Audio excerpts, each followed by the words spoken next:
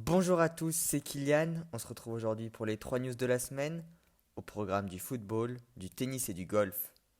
En football, la Ligue de football professionnel s'est réunie mardi afin de voter le nombre de clubs qui composera la Ligue 1 lors de la saison 2020-2021.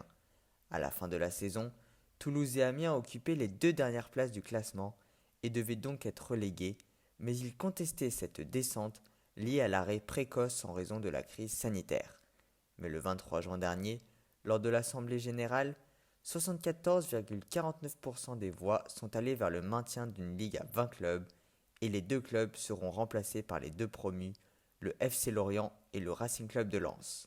Dans leur communiqué, la LFP a exprimé que ce vote est intervenu après un examen approfondi des enjeux sportifs d'une Ligue 1 à 20, 21 ou 22 clubs sur le calendrier des compétitions 2020-2021 et les conséquences sur la santé des joueurs, mais aussi par rapport à la répartition des droits audiovisuels ainsi que sur les répercussions contractuelles avec les diffuseurs de la Ligue 1. En tennis, l'Adria Tour a pris fin précocement suite au test positif au Covid-19.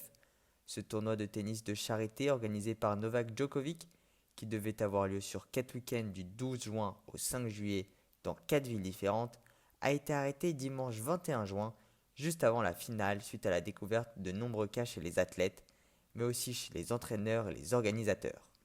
L'arrêt a été officialisé mardi par le co-organisateur George Djokovic, le frère du numéro 1 serbe.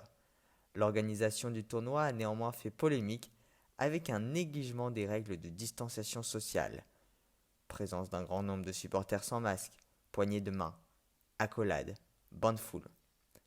Également testé positif, Novak Djokovic s'est dit profondément désolé et a entamé son isolement en Croatie.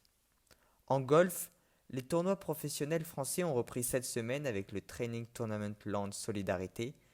Outre des mesures sanitaires strictes, ce tournoi a été marqué par un test d'urine antidopage inopiné par l'Agence française de lutte contre le dopage sur 6 des 78 participants. C'est une bonne avancée dans ce sport marqué par un faible taux de contrôle, comme le témoigne Romain Langasque. J'ai été contrôlé une fois l'an passé. C'était d'ailleurs à Wentworth, si ma mémoire est bonne. Ou bien Grégory Avray. Pour ma part, c'est à peu près une fois tous les 18 mois. Ou encore Robin Roussel, qui dit en avoir eu 3 fois en 2 saisons sur le Challenge Tour.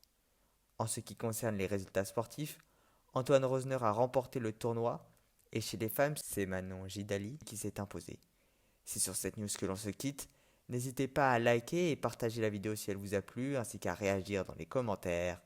Pour ma part, je vous donne rendez-vous dimanche prochain pour les 3 nouvelles news de la semaine.